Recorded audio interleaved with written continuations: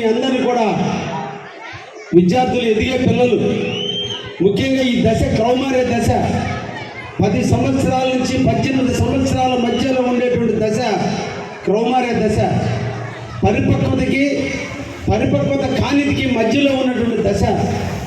ఏమి చదవాలి, ఎందుకు చదవాలి, ఎవరి కోసం చదవాలి, చదువు ఒక్కటే జీవితానికి సోపానమా మనం అనేటువంటి ఆలోచనల్లో కొట్టుమిట్టాడే దశ. 2 నాకు అన్నీ తెలుసనే దశ. తల్లిదండ్రులకు ఏమీ తెలియదు, టీచర్స్కి కూడా ఏమీ తెలియదు, మమ్మల్ని ఇబ్బంది పెడుతున్నారు, మాకన్నీ తెలుసు అనేటువంటి ఒక కౌమారమైనటువంటి ఇంటర్మీడియట్ దశ. అందుకనే దీన్ని ప్రాథమిక విద్యగా పోల్చేసి ఇంకా కూడా ఇంటర్మీడియట్ దశకి రాబోతున్నారు. అది ఇంకా డేంజర్ అయిన దశ. ఇంకా కూడా మీలో ఒక రకమైన హీరోయిజం, ఒక రకమైన పవరు, ఒక రకమైన పగలు, మాకు అన్నీ తెలిసిన భావన. అప్పుడే మీరు నిలదొక్కోవాలి జీవితంలో, అప్పుడే మీరు క్రమశిక్షణ నేర్చుకోవాలి, అప్పుడే మీరు ఈ జీవితం గురించి నిజమైన పాఠాలు నేర్చుకోవాలి. ఆ ఒక్క దశను మీరు దాటగలిగితే, 18 ఇయర్స్ దాటగలిగితే మీలో పరిపక్వత వస్తుంది. శరీర ఆకృతి ప్రకారం న్యాచురల్గా పుట్టుకతో వచ్చేటువంటి దశ మీకు స్టార్ట్ అవుతుంది. అప్పుడు మిమ్మల్ని మీరు గురించి ఆలోచించే వయసు వస్తుంది. ఆ దశ వారు వచ్చేంత వరకు గురువులు చెప్పిన మాటలు వినాలని, తల్లిదండ్రులు చెప్పిన మాటలు వినండి మీ సందర్భంగా విద్యార్థులు అందరినీ కూడా కోరుకుంటున్నా. మేము చదివే రోజుల్లో మాకు చెప్పేవాళ్ళు లేరు. ఎందుకు చదువుతున్నామో తెలియదు. తల్లిదండ్రుల మీద భయంతో చదివాం. తండ్రి కొడతాడనో, తల్లి మందలిస్తుందనో భయంతో చదివాం. కానీ ఈ రోజున్న విద్యార్థులు చదివే రోజే నేను జీవితంలో డాక్టర్ కావాలి, ఇంజనీర్ కావాలి, ఐఏఎస్ కావాలి, లేదా టీచర్ కావాలన్న భావాలతో ఈరోజు చదువుతున్నారు.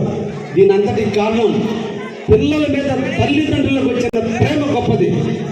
మేము చదివే రోజుల్లో పిల్లవాడు చదివి ప్రయోజకుడు కాకపోతే అటు ఇటు కాకుండా పోతాడు, ఉన్న పొలం నాశనం అయిపోతుంది, ఆ అప్పుల పాలైపోతాం.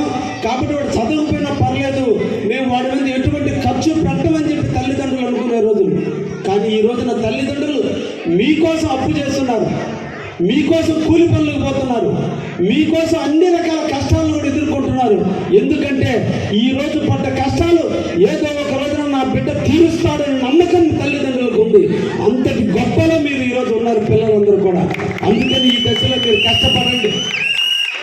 ఈ రోజు మీరు చీకటి జీవితాన్ని. ఉదయగిరి నియోజకవర్గ శాసనసభ్యులు కాకర్ల సురేష్ గారికి, ఉదయగిరి నియోజకవర్గ ప్రజలకు, తెలుగుదేశం పార్టీ, బీజేపీ, జనసేన నాయకులు, కార్యకర్తలకు క్రిస్మస్, నూతన సంవత్సరం మరియు సంక్రాంతి శుభాకాంక్షలు. మీ చల్లా వెంకటేశ్వర్లు, నెల్లూరు జిల్లా టీడీపీ కార్యనిర్వాహక కార్యదర్శి. జయ హో చంద్రన్న నీకు వందనం, నువ్వు చెప్పిన ప్రతి పథకం ప్రగతి సాధకం.